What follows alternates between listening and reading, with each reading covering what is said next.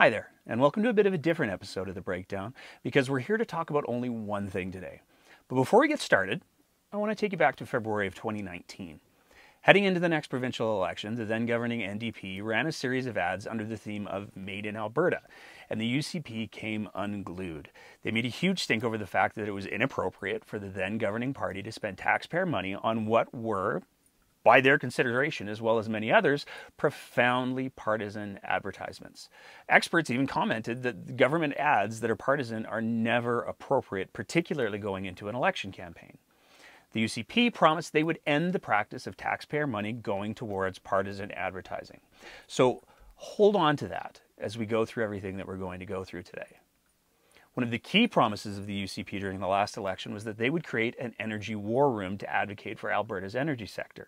And given the public perception that they helped create and reinforce, mind you, that Alberta's economic problems were largely a result of well-financed and coordinated attacks from foreign special interest groups, there were a lot of people who really liked the idea.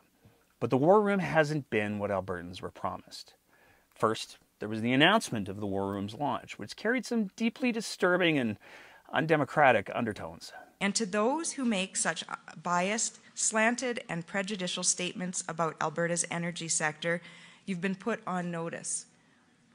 This type of activity is going to stop now. And then there was the way that it was built. Despite being funded by taxpayer dollars to the tune of $30 million a year, the War Room was created as a company completely separate from the government to prevent it from being accessible to freedom of information requests. The government then installed 3 UCP ministers to sit as private directors of the War Room. The UCP also installed one of their candidates who didn't win a seat in the last provincial election as its chief executive director. To be clear, this created a private company that was firewalled from being examined by the public eye, all under the control of the Minister of Energy, Sona Savage, Minister of Justice, Doug Schweitzer, and Minister of Parks and Environment, Jason Nixon. And then there was the whole issue where they stole their logo not once, but arguably twice. We could go on listing the missteps of the War Room, but needless to say, more than anything, the Canadian Energy Centre, which is the official name for the War Room, has been a huge embarrassment to Albertans. The truth is, though, the War Room has been up to a whole lot more than just being embarrassing. A couple of weeks ago, there was a considerable amount of anger expressed because it came out that the Canadian Energy Centre had run an ad promoting this article. Now, on its face, the War Room had paid to promote an article that denied a huge amount of scientific evidence to date regarding climate change, including human impact on climate change and the increasing frequency of extreme weather events. And while those arguments might help advance the idea that carbon just isn't that big of a deal, they also simply aren't true. And the content of the article that they advertised has been rebutted by many members of the legitimate scientific community. But that got us wondering. What else has the War Room used taxpayer money to advertise? And it turns out, quite a bit. When we started digging, there were a few things that surprised us. The fact that the War Room chose to spend money promoting this editorial cartoon, which at best has some pretty racist overtones as a way of putting a positive spin on Alberta's oil sands, was pretty shocking to us.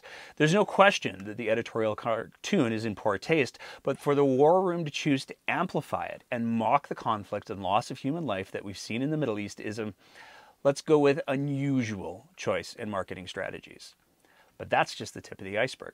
As we kept digging into the War Room's Facebook ads, we started to notice a pattern. See if you can spot it too.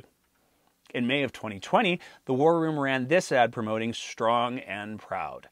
Now, obviously, this is a fairly partisan ad that doesn't depict the Prime Minister of Canada in a very positive light, and there's certainly a lot of people who that would resonate with. But clicking on the ad actually would lead a person to a landing page for Strong and Proud that is presented as an opportunity to mail your MP, but also serves to collect personal data. StrongandProud.ca is operated by the organization Canada Strong and Proud, which was registered as a third-party advertiser with Elections Canada in the last federal election. The associated Facebook page of Canada Strong and Proud, at Proud Canadians Online, spent almost $200,000 between June 2019 and July 3rd, 2020 on highly partisan advertisements, primarily attacking the Liberal Party of Canada. Furthermore, Elections Canada filings show that Canada Strong and Proud received over $240,000 in donations from the Manning Centre for Building Democracy, which was recently renamed to Canada Strong and Free Network, which declares its purpose to be to support Canada's conservative movement, and which has close ties with the United Conservative Party and its leadership. Canada Strong and Proud is also responsible for controversial robocall and robotext campaigns widely reported in the press and supported by expense filings with Elections Canada. This amplifies the concerns that public funds are directing Albertans to provide their personal information to this organization, which can then be used for campaigning. To add to these concerns, strongandproud.ca does not provide a privacy policy or terms of use on the website that we were able to locate, and we were looking. Strongandproud.ca also collects donations on the website linked to from the Canadian Energy Centre advertisement, although the legal person who is the beneficiary of these donations is not identified on the website. Now, it might be easy to try to write this off as a one-off, but it wasn't. Also in May of 2020, the War Room again used taxpayer money to promote this ad, which again links to an external website, this time one called Energy Citizens, where they are again presented with the opportunity to send a message, all while providing private data. Energy Citizens is a website run by the Canadian Association of Petroleum Producers, or CAP, who are registered lobbyists in Alberta. For the entire month of June, the War Room ran an ad again requesting people's private data to join a newsletter for a group called Support Canadian Energy, which is actually a front for the War Room. But it isn't in any way easily identifiable as such, and to the casual observer appears to be yet another external organization.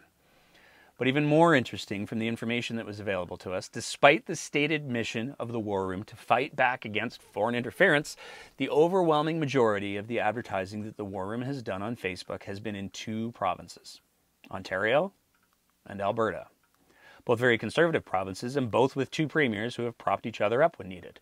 Which begs the question, if the mandate of the War Room is to fight back against the narrative being spun by foreign extreme green leftists or whatever, why are they advertising predominantly in Canada in provinces that are currently controlled by conservative governments?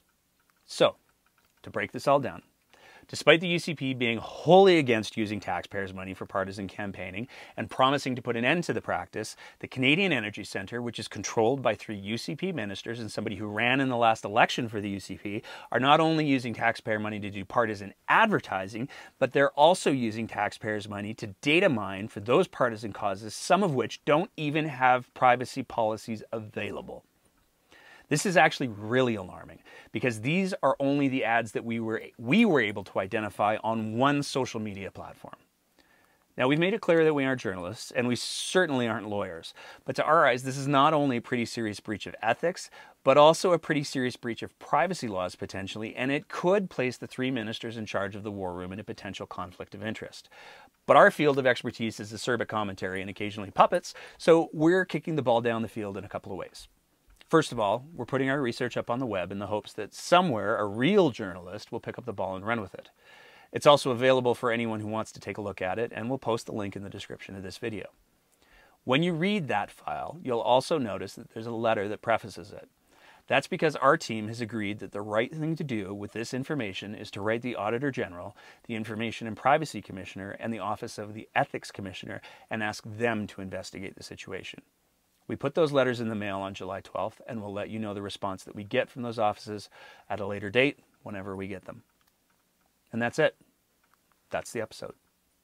As always, if you appreciate what we're trying to do here at The Breakdown, please consider signing up as a monthly supporter at our Patreon site, www.patreon.com/thebreakdownab. And if you're listening to the audio version of our podcast, please consider leaving us a review and a rating. And don't forget to like and follow us on Facebook, Twitter, and Instagram. Thank you for your attention.